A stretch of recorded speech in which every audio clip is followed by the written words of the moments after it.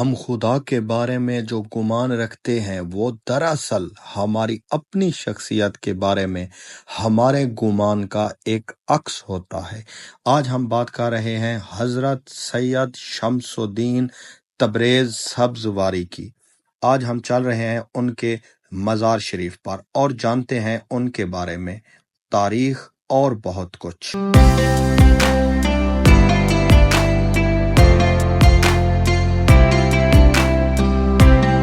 آپ دا نام سید شمس الدین سبزواری، لقب شمس الفقراء، جبکہ آپ دے والد دا نام سید صلاح الدین۔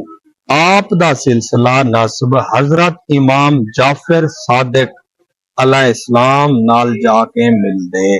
آپ دی پیدائش 1165 عیسوی وچ سبزوار وچ تھئی ہے، جیندی نسبت نال آپ کو سبزواری آکھیا ویندے۔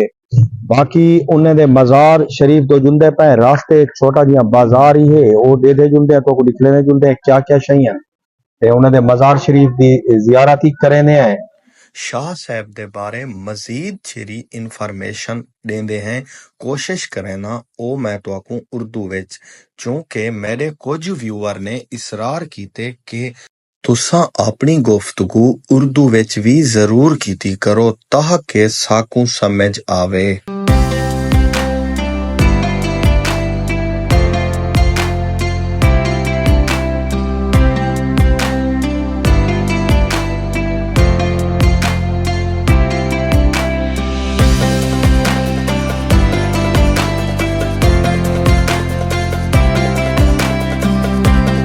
آپ اثنا عشریہ عقیدہ رکھتے تھے اور اسی کی تبلیغ فرمائی۔ آپ کی کوششوں سے ہزاروں افراد نے شیعہ اثنا عشری عقائد کو قبول کیا اور آج بھی آپ کی اولاد و مریدین اسی عقیدے پر قائم ہیں۔ جو میں مزار شریف کے اندر جا رہا ہوں، ایک عجیب سا سرور اور سکون محسوس کر رہا ہوں۔ مجھے نہیں پتا یہ کیا وجہ ہے۔ میں سمجھتا ہوں کہ آپ بھی جو آگے چلیں گے آپ کو بھی ایسی ہی فیلنگ آئیں گی۔ چلیں دیکھتے ہیں۔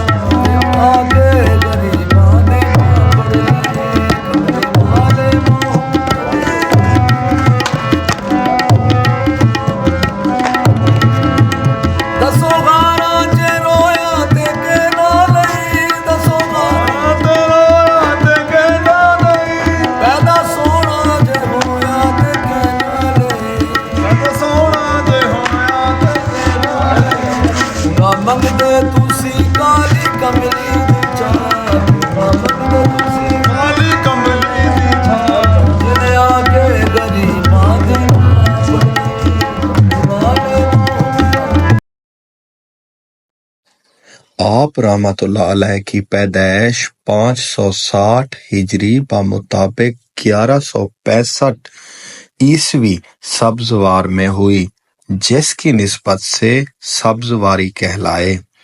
آپ رحمت اللہ علیہ کے والد بزرگوار حضرت سید صلاح الدین محمد سبزواری اپنے زمانے کے ولی کامل مبلغ دین حق تھے۔ آپ کی والدہ ماجدہ کا اسم گرامی سیدہ فاطمہ تھا۔ آپ کی تعلیم و تربیت کی ذمہ داری آپ کے چچا حضرت سید عبدالہادی کے سپرد کی گئی۔ انہوں نے آپ کو بڑی توجہ سے تفسیر، حدیث اور دیگر علوم ظاہری کی تعلیم دی۔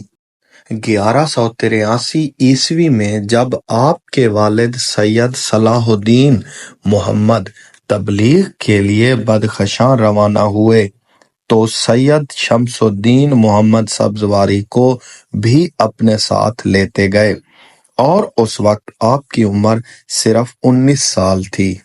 بدخشاں میں تبلیغ کے بعد تبت کوچک چلے گئے اور لوگوں کو اسلام کا درس دیا۔ وہاں سے کشمیر کا رخ کیا جہاں آفتاب پرستی عام تھی۔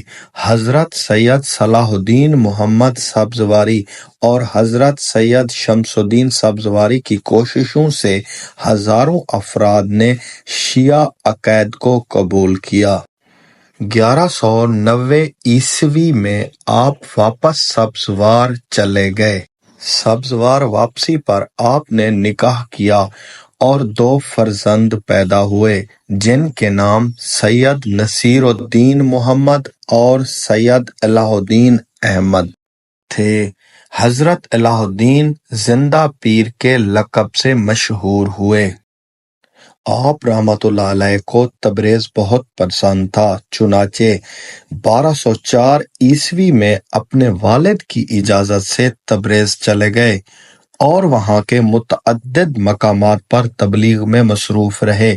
اسی وجہ سے آپ سرکار کو تبریزی بھی کہا جاتا ہے۔ سرکار شمس کو تبریز اس وجہ سے پسند تھا کیونکہ وہاں آپ کو اپنے جد حضرت علی علیہ السلام کی زیارت نصیب ہوئی تھی، جس کا احوال آپ نے اپنے بیان میں فرمایا۔ 1256 عیسوی میں تاتاری حکمران ہلاکو خان نے خوارزم کی فتوحات کے دوران قلعہ الموت پر بھی لشکر کشی کی اور رکن الدین خورشاہ جو اسماعیلی پیشوا تھے ان کو قتل کروا دیا، جس سے اسماعیلی تبلیغ کی سرگرمیاں ختم ہو گئیں، جبکہ 1258 میں خلافت عباسیہ تاتاریوں کے ہاتھوں ختم ہوئی۔ 1266 عیسوی میں آپ کے والد کو بھی قتل کر دیا گیا۔ شمس الدین سبزواری کی وفات 114 سال کی عمر میں 28 صفر 674 ہجری مطابق 3 مارچ 1276 عیسوی کو ملتان میں ہوئی۔